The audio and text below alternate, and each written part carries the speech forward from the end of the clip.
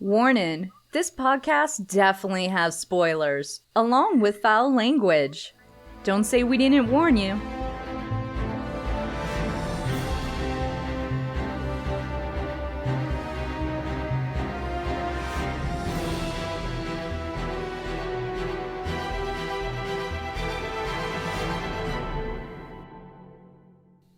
Hello, and welcome to She Made Me Play, the podcast where two longtime video gamers force each other to play some of our favorite games of all time. Yay! Yay! I'm your host for this episode, Pure Blue Octopus, or Pure, and my co-host today, my Liara to my Tally, is my good friend Kalisa. Hi. Yep. Hello. So today, as you might have heard if you heard our last episode, we are talking about one of my absolute favorite games of all time, one of the best RPGs ever created, the start of a legacy, Mass Effect. Start of a legacy? They made Baldur's Gate before Mass Effect. Yeah. And I know, KOTOR. but this is the start of the heart of the magic of Bioware. Dragon Age. Dragon Age came after. Hold on, I'm getting to that. Okay, so the history of Bioware. Bioware was founded in 1995 by a couple of people who had just graduated medical school. They had done some programming in med school for simulations of drug interactions, that type of thing, but they were real big-time video gamers, and they loved playing video games, so they decided to start their own video game developer studio. The first game they came out with was called Shattered Steel. It launched in 1996, and it was a kind of a MechWarrior clone where you piloted a giant robotic mech through a 3D space. I didn't play it. It was okay. It got mediocre reviews, but that's okay, because that got them started. And then their next game in 1998, their second game ever, was the amazing Baldur's Gate, the first of what they call the Infinity Engine games, which was a 2D graphics engine designed specifically for role-playing games. After that, they took their hand at trying a platformer, and they made a sequel to the well-regarded MDK. They made MDK 2, which was not super well-regarded, but thankfully that was the end of them trying to do other things, and then they went back to their role-playing roots. 2000, we had Baldur's Gate. 2002, we had Neverwinter Nights. 2003, we had the absolutely amazing Star Wars Knights of the Old Republic. And that is what really solidified Bioware as the premier RPG developer through the 2000s. In 2005, they made Jade Empire, a game which I wish I would have played, but I actually never played. I regret it. And then in 2007, they made the amazing Mass Effect, which is what we're going to be covering today. 2009, they went on to Dragon Age Origins and then other RPGs after that. Dragon Age, yay! Dragon Age is great. Now, I absolutely love Bioware. They were. Let's not talk about sad things. I gotta pour one out. They were one of my favorite game developers of all time. And the neat thing is that I got to share them with you, because before we met, you had literally never played a Bioware game. I played Baldur's Gate 2 before you. I got you started on Baldur's Gate 2, and I watched you beat it. I played Baldur's Gate 2 before you. I just had never beaten it. Okay, maybe. We'll have to, debate that some other time. Whatever. Anyways, got you into Baldur's Gate 2, and then I got you into KOTOR, and then, the rest was history when you got to Dragon Age, because you absolutely fell in love with Dragon Age. KOTOR, I will agree with. Baldur's Gate 2, I played before you. So, too bad. Fair enough. But this is my wheelhouse. These are my Western RPGs that I absolutely love. Now, some people might say that Mass Effect isn't a true RPG, but for this podcast, we're referring to Wikipedia's list of video game RPGs, so we don't have any debate about what's an RPG and what's not an RPG. So for our purposes, anything that's on that list is fine. And of course, Mass Effect, well regarded as one of the best RPGs ever, so it shouldn't be up for debate. It is an RPG. Sure, it has shooting, but it's still an RPG. So when Mass Effect launched, it was a Xbox 360 exclusive. Now, this was a deal that had happened before. Actually, when Knights of the Old Republic launched, it was an Xbox exclusive. So this is something that Bioware has done before, and it was a really great entrance to the technology because it was a much more advanced game than anything that had come before. The biggest claim to fame for Mass Effect when it launched was it was the first big title that, at least I can remember, that had somewhat realistic facial animations. Games that had come before, like KOTOR and other RPGs, they just had kind of mouths on hinges and stuff. You didn't have any kind of real expression. Now, this kind of thing is second nature today, right? Every game has it now. But it was amazing. We're talking 12 years ago. In the age of the Xbox 360, to have this type of facial animation is really pretty incredible. Mass Effect was directed by Casey Hudson. Casey Hudson also directed KOTOR. Now, as we were talking before, we talked about some of the struggles that Bioware has had lately. And we really, I wish upon wish that Bioware would please come back to how they used to be. This can be a whole nother episode. We could do a whole hours about how much we wish Bioware to come back. But that's okay. Their last games, Mass Effect Andromeda, not amazing. I've played it a bit and it's okay. I still would like to come back to it and beat it sometime. But then Anthem, it's sad. We pre-ordered it, but we never played it. We never even ended up buying it. No, I tried it, but it was no bueno. Okay, so you did more than me. Because we had pre-ordered it, we had early access, and I couldn't even get into the early access to play it. It was so busted. I played for about 8 hours. It was okay. But they have actually brought Casey Hudson back, and he is the current lead at BioWare. So I am hoping, he's their head honcho now. I'm hoping that he will somehow be able to reinvigorate them and reinvent them into something great like they used to be. Hopefully for Dragon Age 4. Hopefully for Dragon Age 4.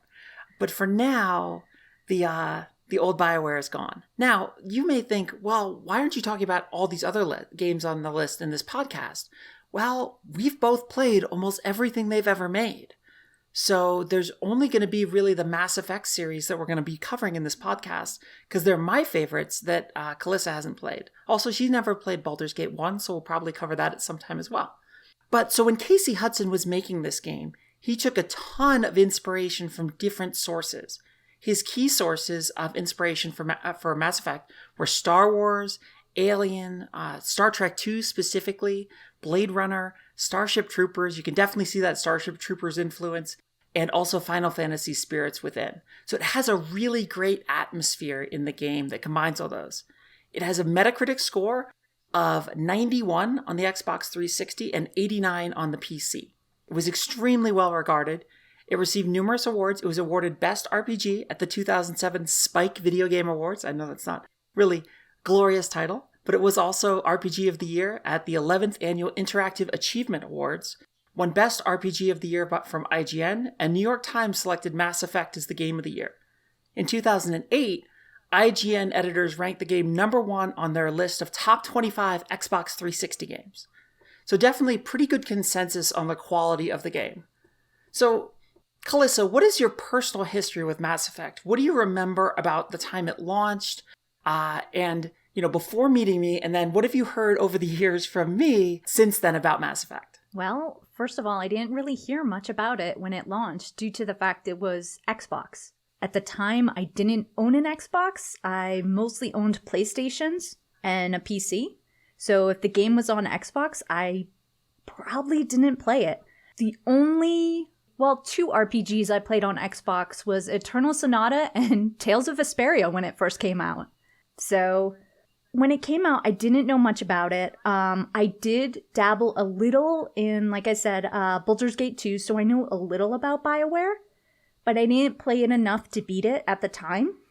And from you and all our friends, I knew it was a space opera, but I'm not a big fan of shooting games. So, and yes, I know you could say, well, you played Destiny 2, you played Division, and yeah, I get that. But we'll go over it, about how I felt about the shooting in Mass Effect. We understand, but just for clarity for the jury, what type of game is the Division 2? Yeah, bite me. Is it a shooter? And is it a third-person shooter? Me. Yeah, well, it's actually a decent shooter compared to what you just made me play. I told you we would get into it later. You forced my hand. We will get into it later. But how many hours did you put into the Division 2? Too many to count.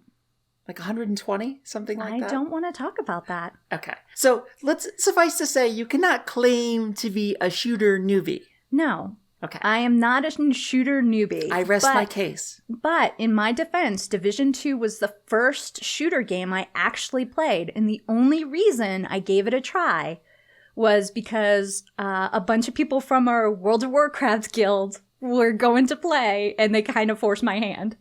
Fair enough. So my personal history with Mass Effect, I have been playing Bioware games for well before Mass Effect came out. So I knew Bioware. I bought Baldur's Gate at launch on PC. I bought Baldur's Gate 2 at launch on PC. I bought KOTOR at launch on Xbox. So this game was in my magazines. It was something I was reading about on the internet. And I knew it was coming, so I was well aware of its imminent arrival. And I actually pre-ordered it and picked up a copy at launch at my local EB Games. My personal history is I was super excited for this game when it came out. I picked it up day one, and I played this game almost nonstop until I had completely beaten it. And then I started it up, and I almost played through it a second time.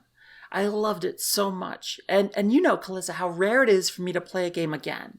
So it made a big impact on me, and I think the biggest reason was because of the overall feel and scope of the game.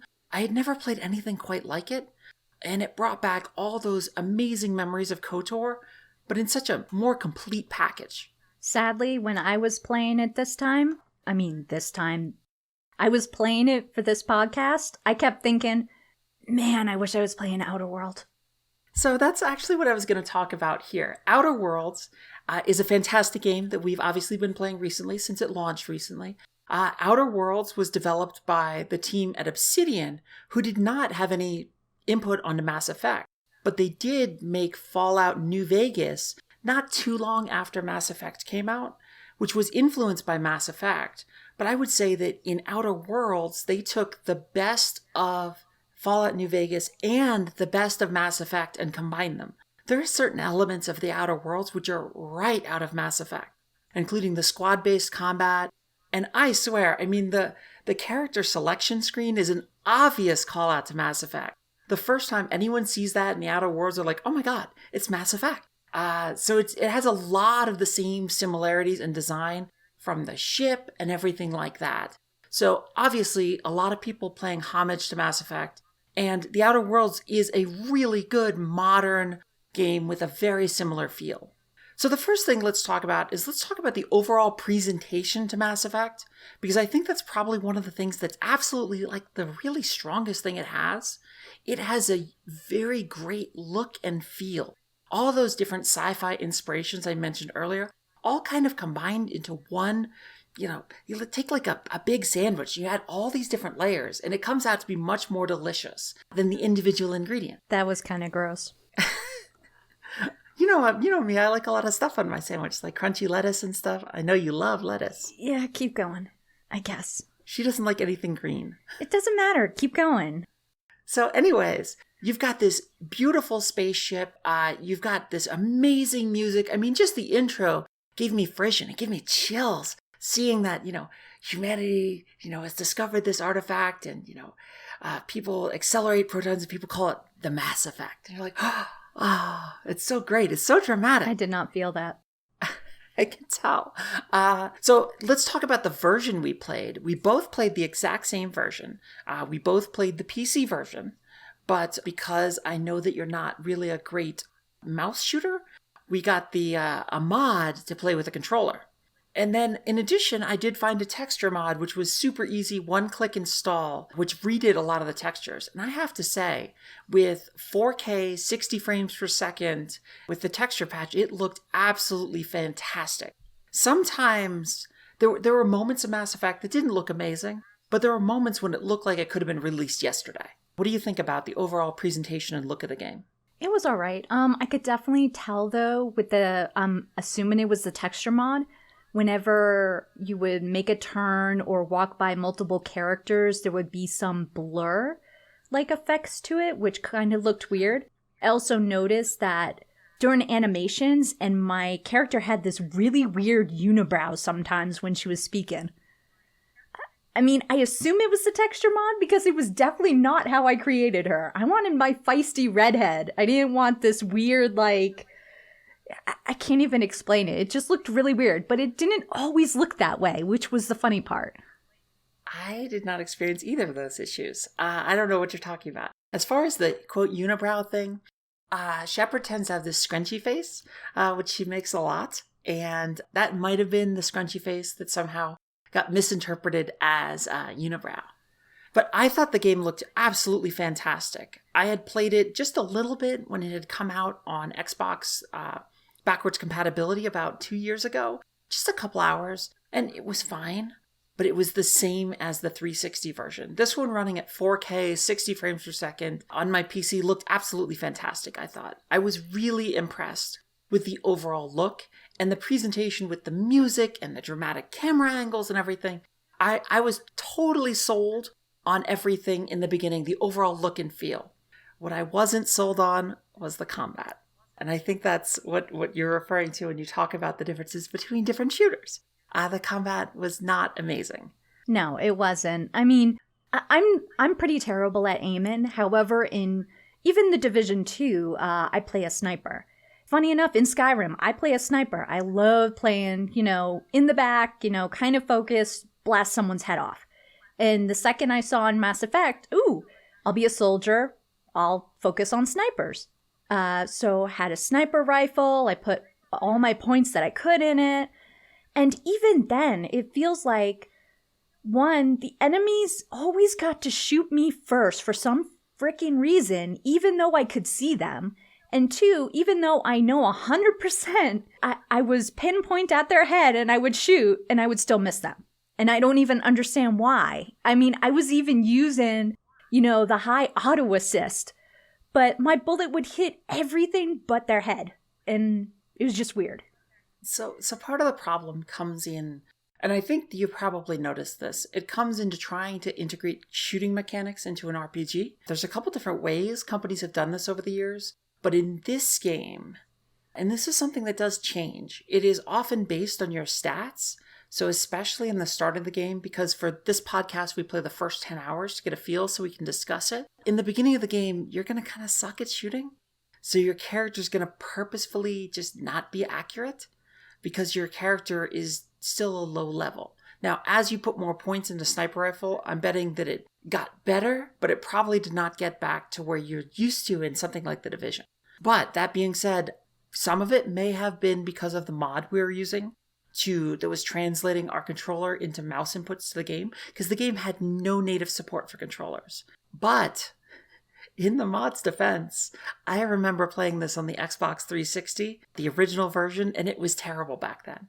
I mean, I had played lots of shooters on my Xbox 360, and this was far worse even when it first came out. I am so glad that you played a soldier. I have played a soldier every time. I've never played Mass Effect as a different class. So I decided, I'm going to try something different. And I decided to play an engineer. Oh my God, was it difficult. I had no idea how much more difficult it was to play an engineer than it was to play a soldier. I was constantly dying. I was stupendously weak. I had to play an entirely different way. I had to focus more on sending my troops ahead of me to draw fire so I could come in and then help out. And then I had to focus more on my cooldowns. The problem being that in the very beginning of the game, I didn't really have that many abilities. And it was really tough for me to choose between spending points in armor, or spending points in pistol, or spending points in the abilities like the sabotage and overload, things that I could actually do to damage the enemies.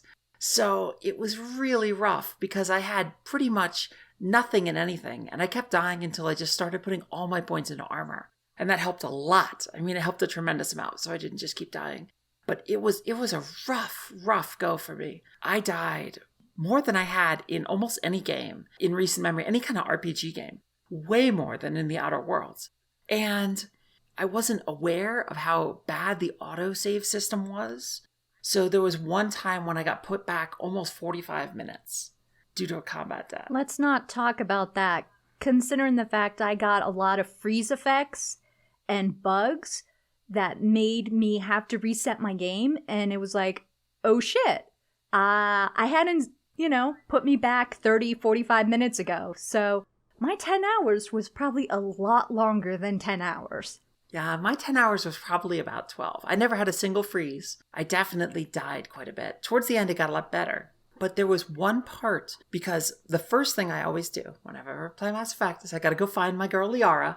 So I went to her mission, and at the end of her mission, there's like a cutscene, and then you fight a whole bunch of Geth. I don't know if you did that part. I did do it. Okay. You know the cutscene I'm talking about where you see them like come out and they drop in on you? Yep. I had to watch that cutscene like 7 times to get through that mission. And I just barely, by the skin of my teeth, got through it. And then on another mission on the asteroid, I don't know if you did the asteroid. It was my first time ever doing the asteroid because it was actually a DLC that I'd never had back in the day, the X-57, Bring Down the Sky.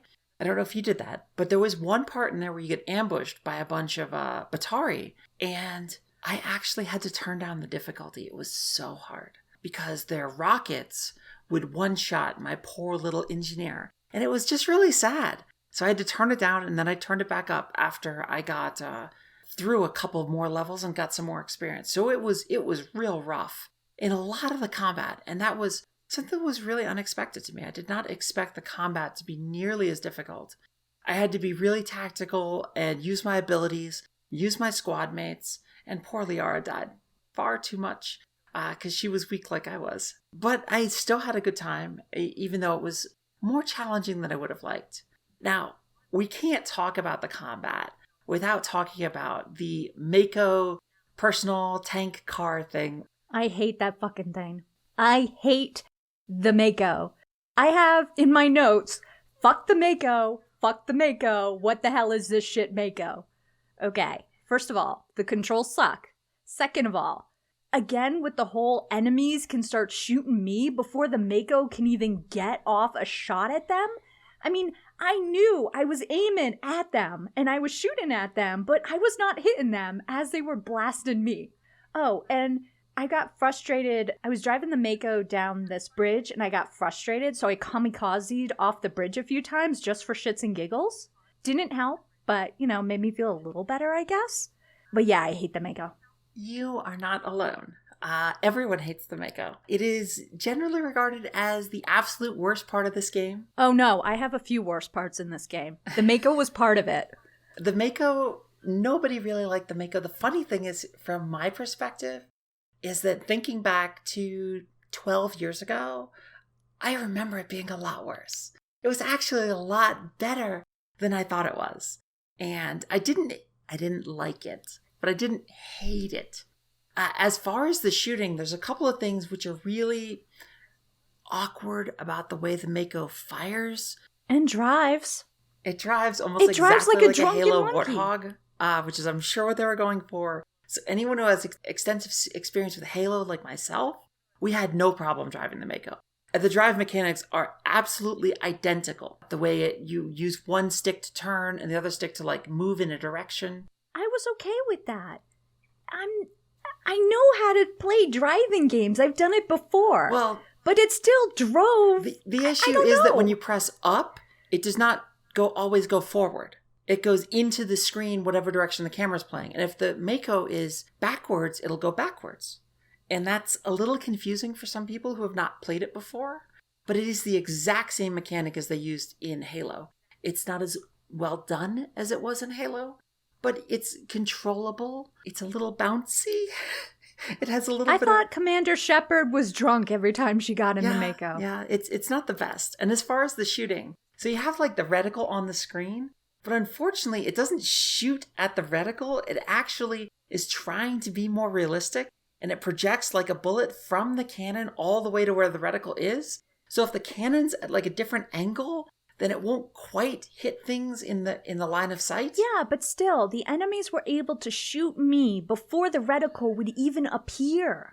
Oh, yeah. So you can shoot them before the reticle appears. Before the little red triangle appears, you can actually hit them. Yeah, I tried. Didn't seem to work. Yeah, Screw the Mako. It works a lot better with the cannon than it does with the machine gun. But yeah, screw the Mako. I agree. I have no defense. As you'll notice sometime when we get to Mass Effect 2, the Mako has been significantly reworked and is... Yay. Don't get too excited. It's better, is all I'll say. But in Mass Effect 3, it has been reworked so much that it's gone. Because it was such a big... Yay! Yeah, in Mass Effect 3, they just said, someone at Bioware is like, you know what, fuck this thing. Nobody likes it. Good. Let's get rid of it. Yeah. Some sanity, finally. It was an unnecessary system. I mean, almost all of the Mako sections could have been replaced with shorter on-foot sections, which is exactly what they do in Mass Effect 3. Mass Effect 2 uses the Mako a lot less. The worst parts of the Mako for me are the combat, of course, and then when you have these big, open world zones that you kind of wander around, and there are cliffs you can't really go up. What's the point of the stupid jetpack thing on the Mako? What is that for? It's not great. I think it was... What is it for? I think it was some kind of thing that there are probably parts in the game where you can get stuck, and they're like, people keep getting stuck. Do we have to redesign this whole level? They're like, nah, just throw some jets on it, just so people can unstick themselves if they fuck it up. That would be my guess. I recall in being this, needing the jets a handful of times, but there are definitely some times in the missions where you'll see they'll have a wall where it quote forces you to get out to go on foot, and the jets just barely not enough to get over the wall. You have a big gun. Shoot the wall down. What the hell's wrong with you? Yeah. They spent a lot of time designing around the Mako so they could use the Mako, and it was probably a mistake to begin with. I absolutely agree. The Mako is not amazing. So, speaking of crappy technology in the Mass Effect world, let me ask you something. Since you played all three, you're kind of, you're very knowledgeable about these games. So, technology's really advanced, right? Yes, but it's not equally advanced. Well, no, just yes or no? Technology's advanced. Why the hell do not all doors open when you walk to them? Why do you have to press a button? And why does Caden always get lonely and stick his dumb ass in front of that button? I didn't have that experience with anyone sticking their ass in front of the button.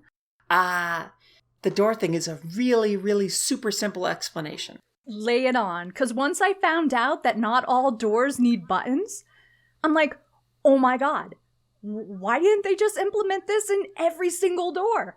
The explanation is so simple. It's because the Xbox 360 has, I think, 512 megabytes of RAM, and it had to load all these individual sections. Whenever you got to a door with a button, it would pause while the Xbox 360 loaded. That's the answer. Okay, so second thing about dumb technology, and probably the same answer.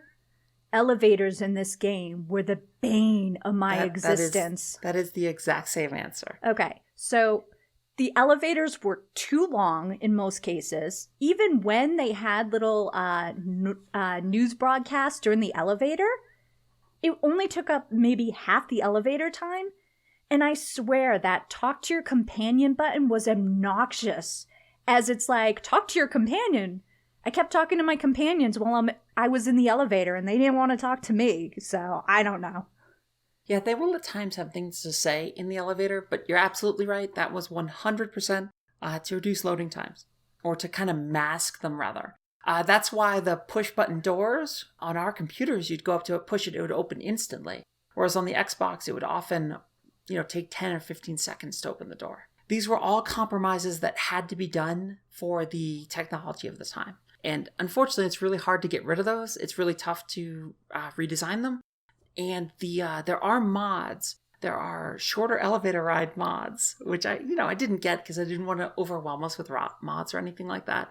But I definitely noticed the elevators. And that was something that was always a pet peeve. But back in the day, we understood it. And it was better than just blank loading screens. Especially because they needed so many more frequent, smaller loads due to the extremely low RAM on the Xbox 360. Yes, but it was so painful. I mean, at least they could have let you talk to your companions while in the elevator, because you had the button. Throughout the game, they will have stuff to say, and there will be conversation. So it all depends on where you are in the game and what has happened. No, I mean, I heard some conversations in the elevator, but like the news broadcasts, it was only like half the elevator time. And the rest of the time, Fem Shep with the bitchy resting face, which I probably had too because I was stuck in an elevator for a few seconds. I mean, yeah, that's how it is. But if they had something the entire ride, it would feel like too much. It's just designed to break it up. So speaking of the characters you wanted to talk to so badly, the characters are one of the strongest things in the Mass Effect franchise. So what did you think of the different characters? Well, I found that actually interesting because obviously I played all the Dragon Age games, Baldur's Gate 2. I love the characters on all of them. Now, what usually would happen is in Dragon Age, I would have a few characters that I would always take with me, no matter what. Whenever I went on a mission and I got to choose characters, those characters went with me. It was my set party because I really liked them. Oddly enough, the characters were okay to me, but I never really connected in those 10 hours to anyone. So I found myself not having my general, set party. In almost every mission, I just took a different set of characters with me just to kind of see their banter. And I had never done that before in a Bioware game. Yeah, I think it's still just early in the game, and you get more of a bond with the characters to begin with. I know you mentioned something about Caden being pretty one-dimensional. Do you still feel that way? For some reason, I just want to slap his stupid head. You know that Caden is played by the same actor who was in Knights of the Old Republic. No, I didn't. But, I mean, his voice actor was fine, but for some reason, I just didn't like Caden. And it was interesting to me, too, because it's a Bioware game. You know, Bioware games have a lot of romance elements and stuff like that. Now, I know that's not for everyone, but I totally dig the romance in Bioware games, okay?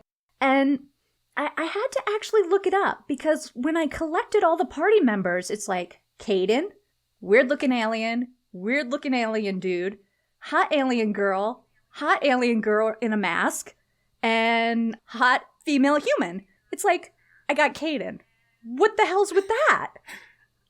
Well, it's not exactly like that. There are more romance options than just Caden. Well, obviously, because the galaxy is full of the prostitutes Asari, but still. The female romance options are not limited to Caden and Liara. And actually, the most popular romance option for female shepherds is actually Garrus. Really? Yeah, Garrus is a really amazing person. He's interesting. Out of all the party members, funny enough, I thought him and Rex were the more interesting of the characters. I mean, because I decided to play a bitchy Shep who didn't take any back talk, was, screw you, council, disconnect, and stuff like that. And Rex, whenever I did that stuff, was almost like a cheerleader, like, yeah, stick it to him. And everyone's like, yeah, don't do that, yeah. But, yeah, I mean, Garrus and Rex they didn't always go with me, because like I said, I kind of mix and match. But out of all the characters so far, to me, they were the most interesting. Absolutely. I don't necessarily agree, because I like all of the characters. You like all the hot girls. I always like all the hot girls, but I would say that Caden was probably the least interesting of the characters. My favorite characters are Liara and Tali. As you know, I named my dog Tali, my little Tali Zora. I finally figured out where her name came from, so that's pretty good. Yeah, I love my cute little Tali. But as I played an engineer, I realized I could not take Tali with me at all, because Tali had the exact same abilities that I did. So I ended up taking Liara and Ashley with me everywhere. Ashley as being the only pure combatant in the game. So I sent her forward and had her kind of eat shots for me, because I was super fragile. But then, of course, I had Liara as my biotic backup. Having played through all 3 Mass Effect games and thinking about Mass Effect and rewatching cutscenes on YouTube and things like that, I absolutely think that Liara and Tali have some of the strongest characters in the entire arc. As I get further into the Mass Effect series and we do Mass Effect 2, I'll explain some things about Liara, especially Liara, that are truly incredible and literally have never been done in any RPG since.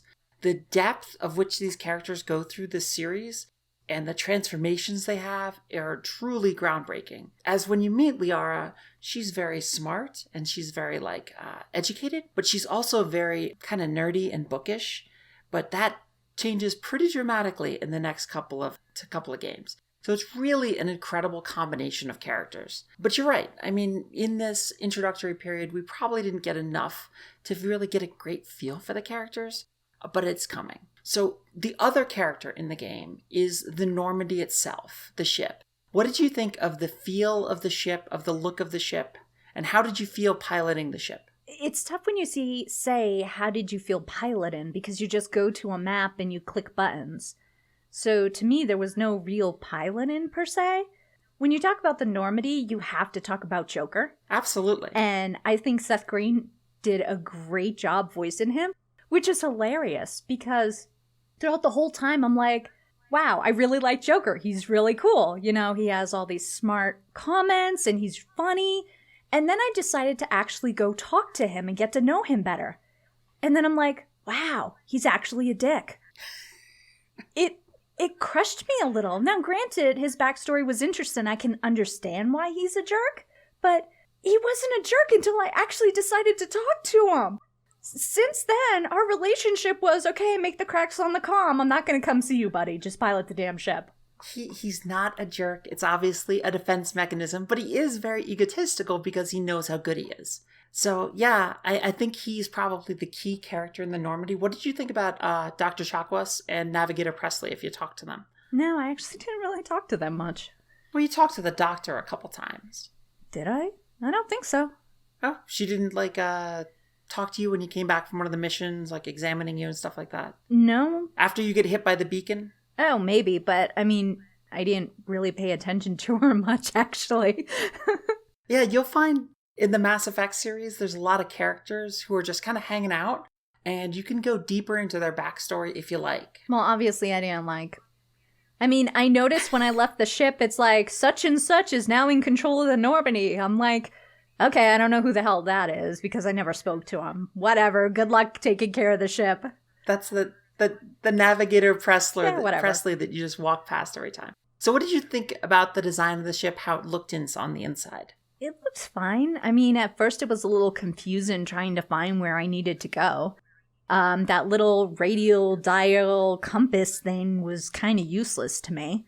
I mean, yay, it showed bad guys now and then, but it didn't help to navigate at all. And I didn't like the fact that there was no quick button to access the map, which I had to use a lot. I got lost so many times in this game, it wasn't even funny. Yeah, I definitely see that. I would go to this quest, and I'd be like, okay, where do I have to go? And I'd look through my journal, like, did he tell me where to go? It's like, no, he didn't. Okay.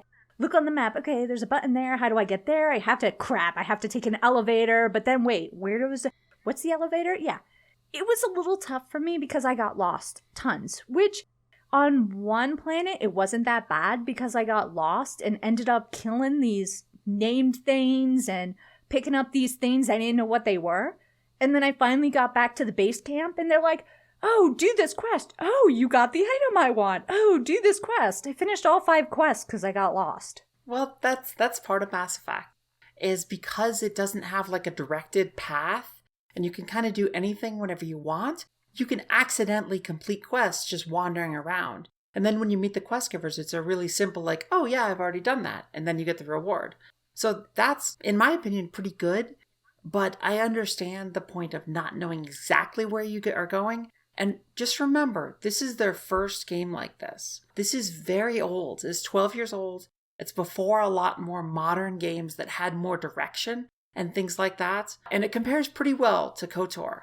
Now, as far as the ship, see, I think the thing that you're missing, and maybe it's just because of the things you like and don't like, is you like anime more and I like sci-fi more. So KOTOR was fulfilling the dream of having my own Millennium Falcon, of being able to fly around with a band of, ne'er-do-wells and causing trouble and doing all sorts of cool stuff. Whereas this game was finally having the Enterprise under my command. It was being the official military commander and taking off throughout the galaxy, kicking ass, taking names, and defeating the aliens. I mean, it was everything I've always wanted from an amazing, Star Trek kind of experience. And to have that in a game, really, it meant a tremendous amount to me.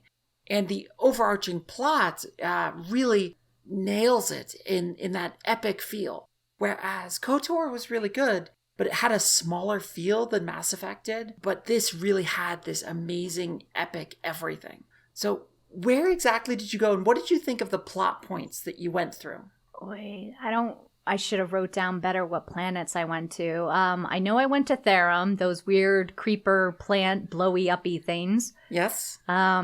Which I don't understand. I saw those undead husk, and I think the first thing when I was down there in the basement trying to get to the plant blob thing, I'm like, Mass Effect survival horror game, start. You know? And these undead plant thingy guys were coming at me. And then I'd walk in this room and they're sitting there like crunched down. And I'm sitting there trying to shoot them and nothing happens. I'm like, gee, I'm going to go in this next room and they're just going to come and charge at me. I went into the next room and then they charged at me. It's like, I saw them. Why couldn't I just blow them up then? I agree 100%. I tried to do the same thing. I understand that mechanically it didn't make a ton of sense. But what did you think about the idea of having this rogue agent that you're going after, but yet there's something else that's going on? Obviously, you heard about the Reapers and everything, and I'm sure you've heard about the overarching plot for Mass Effect from me and from our friends over the years. What did you think of just the beginning of that kind of plot line? Well, I guess it's difficult for me because even though I hadn't played the game before, I pretty much know not exactly what's going to happen, but I know the end, the middle, the beginning, the end, and the middle. Or whatever.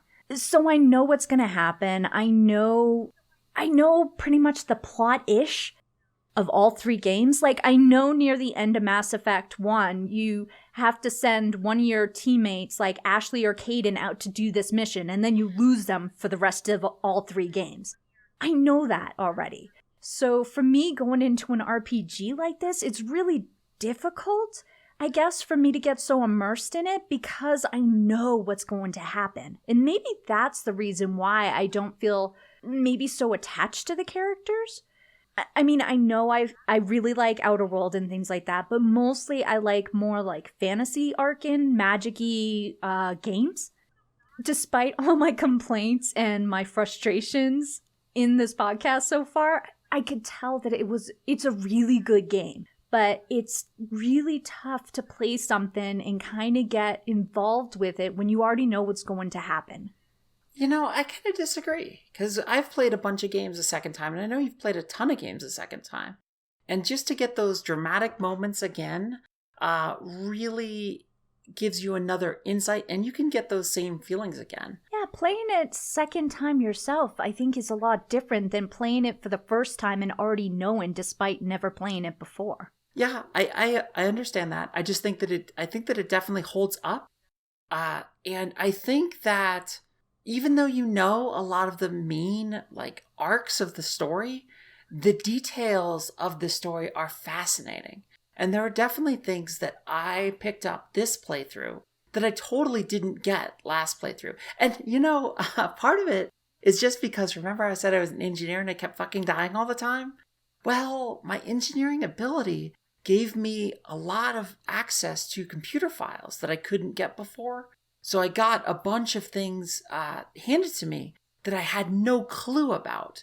And that was pretty interesting to me. So it was pretty cool for me to do it. Even mechanically, the game was far worse than I remember it being. The shooting was worse than I remember, even though I remember it not being good. The Mako was better than I remember, but not great. But the story, the writing, the music were all far better than I remember, especially with the 4K 60 frames per second presentation. I thought it was really tremendous. What did you think about the writing in general? I mean, like I said, I totally admit it's a good game. I thought the writing was really good. I mean, there was, where the voices were concerned, there were some voice actors that really outshined others. I mean, there was this one voice actor, the embassy guy, compared to like all the other voices I had been hearing, and then him, it was like, really? To me, his voice actor was just kind of stale. And I heard that a few times in other people, which was weird to me because, well, not weird per se, but it actually made me mad because this came out before Dragon Age Origins.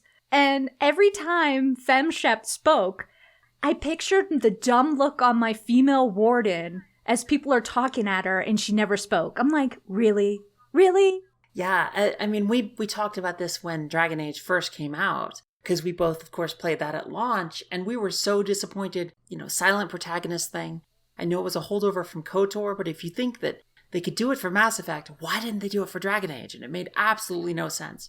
Thankfully, of course, they fixed that in Dragon Age 2, but it was definitely really surprising, and it was the standout, amazing performance from all the main cast, I would say, in Mass Effect. Was really awesome. I agree with that. All the voice actors in the main cast were really great. And like I mentioned before, Joker was hilarious. I really enjoyed Joker. I would say that it's probably Seth Green's biggest and best performance I have ever seen. I really, really loved him in this, and he gets even better as you go up throughout the rest of the series. Joker has a bigger and bigger role and becomes one of the truly standout characters in the Mass Effect universe. And he actually becomes much more integral to the plot as it goes on. So I absolutely thought it was great. So what was your favorite and least favorite NPCs that you ran in that you can remember? Favorite and least favorite? That's tough. I mean, I only played 10 hours. And like I already said, I didn't really feel much of an attachment to my party at that point. Out of everyone in my party, besides Rex and Gaius, and I think I said his name wrong, I mean, Joker really stood out to me. Yeah. Did you ever talk to the consort? Oh, I did talk to the consort. She was more annoying to me than anything. When I was doing her quest and she was stepping closer to me, I'm like, whoa, what are you doing, chick? Personal boundaries here. Step away. Step away. I'll take your credits. Doesn't mean you have to get up in my grill. Yeah, absolutely. There are also lots of little tiny stories throughout the game that have that kind of Bioware feel, where it's just this little person, and you can kind of put together this whole little story they have about their, just random things like someone's sick or someone's doing this, and it doesn't necessarily fit into the narrative, but it always has that little Bioware touch of all these amazing little tiny things. And I really appreciate that because it adds up to something much bigger than the whole, espionage and the Citadel and all that stuff. I hated the council. I thought they were some useless windbags. I loved whenever I had to report to the council, the moment they said anything, Joker, disconnect. And then the next conversation with them, are you just going to disconnect on us? Joker, disconnect. It's stick it to the man. I quite enjoy doing that. Well, that's the whole point of the Mass Effect franchise, is those giant council meetings, especially in the beginning, really set the tone for you versus the universe and gives it this kind of epic feeling. Especially the very first time you go to the council and you're like, hey, this dude's bad news. And they're like, nah. You're just cool. A lousy human. Screw you. What do you know? It's whoa, racist much? And then during a council meeting on my ship, the guy's like, well, of course you did, because that's a human colony. I'm like, hey, wait a minute. Yeah. Yeah. They were dicks. Okay, so I'm pretty sure that our thoughts are kind of the same on this. Overall, I think that the presentation, the graphics, the writing, the conversation system is all absolutely fantastic. And if those things were in a game today, they would be just as good as they were. Conversation system, it just made me remember. Speaking of the conversation system, it took me a while to figure out the whole Paragon and Renegade thing, because I wanted to go through the game kind of playing a bitchy, slap in your face, shoot you in the face shepherd. And I got very quickly to these conversations where I couldn't intimidate. And I would look at my character sheet and my intimidation was full. And I'm like, wait a minute, this doesn't make any sense. And I had to Google it and they're like, oh yeah, you have to earn more Renegade points. And then I looked and I saw the Renegade versus Paragon point system. And then they're like, oh yeah, in order to get Renegade points quickly, you have to turn down quests. And I'm like, wait a minute, that's kind of counterintuitive. Can't you just do the quest and be a dick after? Yeah, it all depends on what order you do the quests in. because sometimes if you do other things, you'll be able to get more Renegade points and then come back. But yeah, if you do some certain quests early, you're not going to have Renegade options in the beginning. Actually, I really like the Renegade system in Mass Effect 1, because in Mass Effect 2, there's one scale, and you just drift from Renegade to Paragon. So if you want to go all Renegade, you can't do good things. I like that they're separate in this one. You just have to have the meters high. But later on in the game, you'll have plenty. I mean, I like that system too, because I was a dick to most of the people, like screw the corporate, screw the man, screw the council. But it's like, oh, this little guy wants me to find his puppy. Sure, why not? You'll have to give me some credits, but I'll still do it. I didn't figure this out till 8 hours in. So at that point, I was like, oh, well, I don't even know what quest I was doing. I was on that snowy planet. This stupid guy was irritating me, and I found it very disagreeable that I couldn't shoot him in the head. But eventually, I did a quest that screwed him over anyways, and I got 25 Renegade points for it. And I don't even know what I did to get that many. But you said the quest screwed him over. That's how you got it. He was a bad guy. There was probably an option to not screw him over. Well, then I would have been the bad guy. I don't understand how that would have been the Paragon choice. He was a jerk. He was corrupt. Yeah. In general, they make it more clear in the later games. But in this game, it's just kind of a taste, and it's just for flavor. I never found it to be a problem or anything like that. I never had a problem with it. I thought it was not the best done it could have been, but I thought it was a fine solution. But overall, I thought the conversation system was very good. This was the first game with this type of conversation system. The biggest difference being is that in all previous RPGs, especially ones that were voiced, you never got to pick your choice before they finished talking. And by allowing you to pick your choice before you finish talking, then you can kind of interrupt them if the conversation calls for it. And it gives a lot more flow to the conversation. I didn't even know I could interrupt people. That'd have been awesome. Well, it's more like if you select the response while they're talking, if the conversation has that in it, it will automatically do it. Oh, I never saw one of those, so that's actually kind of cool. My character would have interrupted like everyone under the sun. Yeah, it doesn't always happen, but it's designed to make it flow better. So I have a question for you. Uh-huh. And obviously I've played many games like this where the loot is random, and I get that. I have one Krogan in my party. How many sets of Krogan armor do I effing need? Almost every armor I found was Krogan armor. And everyone else in my party, I mean, they could have been naked for all I know, because all I got was Krogan armor. Yeah, it is RNG. And I guess the idea is that you supplement things based on what you buy in the stores. I mean, with whatever you can buy in the stores. Everything in all the stores I saw were really expensive. I went to the store and I saw this awesome sniper rifle. And it was like 250,000 credits. And I had 20,000 credits. Yeah, that's a Bioware thing. Don't you remember in Baldur's Gate 2, when you first got to the major city and you went to like the magic item shop? There were items in there that were like 50,000 gold. And you're like, oh my God, how can I afford this? There's a difference. I would remember to go back to that main city because that's pretty much where all the quests came from or originated. I'd have to remember where Joe Schmo Black Backwards Planet is in some universe somewhere far away to go back and find that sniper rifle? Well, at the different vendors, I don't know if you talked to your quartermaster on your ship, he mentions licenses that you can get. At the various vendors, you can often buy a license, and that will allow your quartermaster on the ship to sell a lot of the same items. Ooh, I didn't know I had a quartermaster on my ship. Yeah, he's down in the basement with Garrus and Rex and Ashley. You know, that's to say, yeah, well. He's standing next to the Mako in the bay. Well, screw the Mako, probably why I didn't go down there. And also, a lot of those high-cost items are also in the Citadel. Yeah, that's fine then. Yeah, so it does give you a chance to come back and buy some of those things. And I think that's the same idea they had in Baldur's Gate. That you can see these things and kind of lust after them. And then when you have 1 million credits, you can go back and it's no big deal. I think at the end of the game, I bought a pistol since, of course, my poor engineer can only use pistols. Oh, I'm sorry. Yeah, they're real bad. And, well, she could use anything, but she was untrained, which made it no bueno. But yeah, I bought a pistol for like I think it was 35,000 credits, and it was half my money. But it definitely improved my performance towards the end of the game.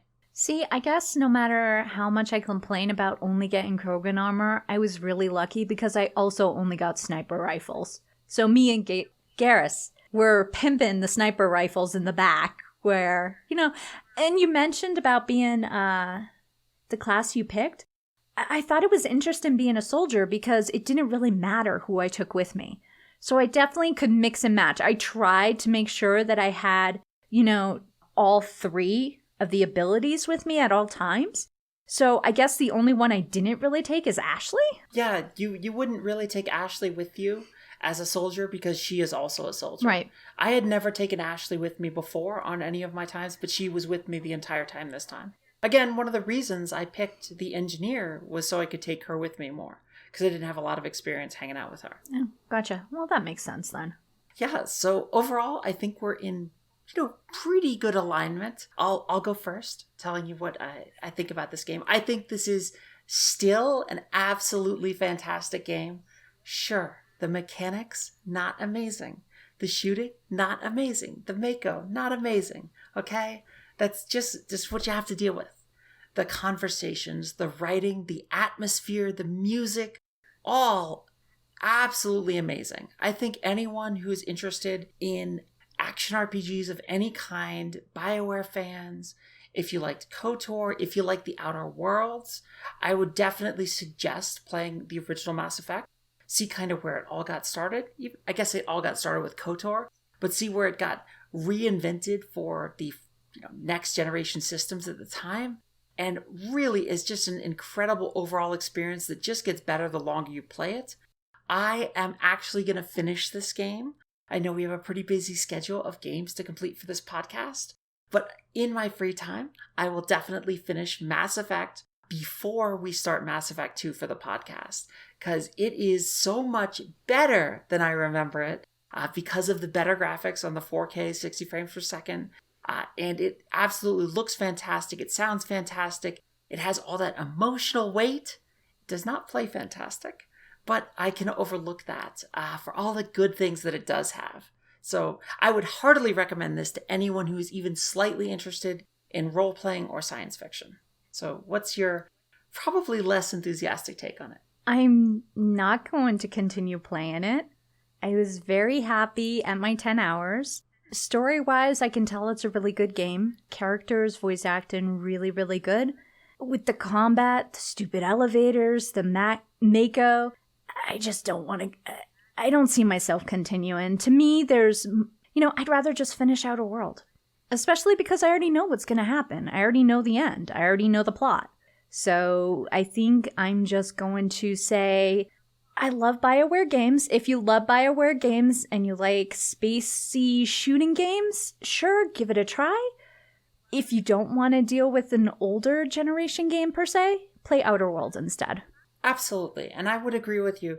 I would advise anyone who's interested in this to play the Outer Worlds first and then come back to this after they've finished the Outer Worlds and they're looking for something else. Because I think it does have a unique position in, this type of genre with the space opera and the really epic, save the galaxy story, which is pretty rare. I mean, Dragon Age comes close in like a save the world kind of way. But as far as save the galaxy, this is pretty much the definitive save the galaxy game, in addition to KOTOR. So I would heartily suggest it to anyone. But yeah, you're absolutely right. Play the Outer Worlds first. The Outer Worlds is, I don't want to say better, because I think that on the day this launched, compared to what was currently available, this was a better game than the Outer Worlds. But compared to the day that the Outer Worlds launched, I think the Outer Worlds is a much better game than Mass Effect 1. When I played the Outer World, I'm like, holy crap, it's Firefly, the video game. When I play Mass Effect, I don't feel that. Yeah, I mean, it goes for a totally different vibe than Outer Worlds. It's more of like I said, like Star Trek, like getting your own spaceship, like a combination between Star Trek and Star Wars. But absolutely, Outer Worlds is a better game. In 2019, absolutely without a question, Outer Worlds is the better game. It has much better combat. It does not have a Mako. It is super tight, well designed. And it has a lot of the same great elements that Mass Effect has the crew and the squad-based combat with banter and things like that. But Mass Effect still holds up in my opinion. So that's our opinion. Thank you for listening to She Made Me Play. My name is Pure Blue Octopus. You can find me at Pure Blue Octopus on Twitter. You can tweet me with all the reasons you love Mass Effect. Tweet me with your favorite Mass Effect characters. And I will be coming back, or we will be coming back in She Made Me Play from Mass Effect 2. And of course, my partner as always is... Oh, hi. Yep, I'm Kalisa Spirit, and even though it sounds like we're going to do Mass Effect 2 next time, we're not. Totally not, because it's my turn to pick. Oh, what are we doing next time? It was some kind of something, I don't know. Funny enough, it was on the Tales Reddit, and someone actually asked a question about the game I picked. Whether it would be a good first installment in the Tales franchise. And everyone was pretty unanimous about no, it's not, because it doesn't vibe well with the general Tales feel.